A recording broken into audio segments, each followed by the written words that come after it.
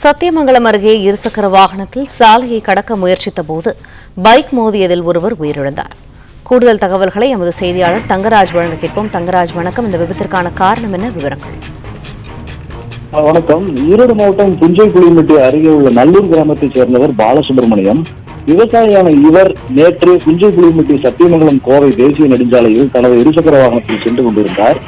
நல்லூர் பகுதியில் உள்ள தனியார் பள்ளி அருகே வலதுபுறம் இணைப்பு சாலையில் இருசக்கர வாகனத்தை திரும்ப முயற்சித்த போது சத்தியமங்கலம் நோக்கி எதிரே வந்த பைக் பாலசுப்ரமணியம் ஓட்டி வந்த இருசக்கர வாகனம் மீது நேருக்கு நேர் மோதி விபத்து ஏற்பட்டது.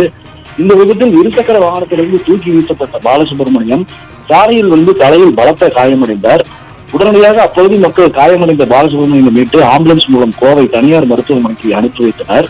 பைக்கில் வந்த நபரும் வாலிபர் ஒருவரும் காயமடைந்த நிலையில் அவரையும் மீட்டு மருத்துவமனைக்கு மக்கள் அனுப்பி வைத்தனர். கோவை அரசு மருத்துவமனையில் சிகிச்சை பெற்று வந்த பாலசுப்ரமணியம் சிகிச்சை பலனின்றி இன்று பரிதாபமாக உயிரிழந்தார். தற்போது இந்த விபத்து நடந்த சிசிடிவி காட்சி பதிவு வெளியே உள்ளது. விபத்து குறித்து மேலும் வழக்கு பதிவு செய்த புஞ்சை புளியம்பட்டி போலீசார் இது குறித்து விசாரணை மேற்கொண்டு வருகின்றனர். பிளே ஸ்டோர் மற்றும் ஆப் ஸ்டோரில் இருந்து பாலிமர் செயலியை QR கோடு மூலம் பதிவிறக்கம் செய்யுங்கள். செய்திகளை உடனுக்குடன் பெறுங்கள்.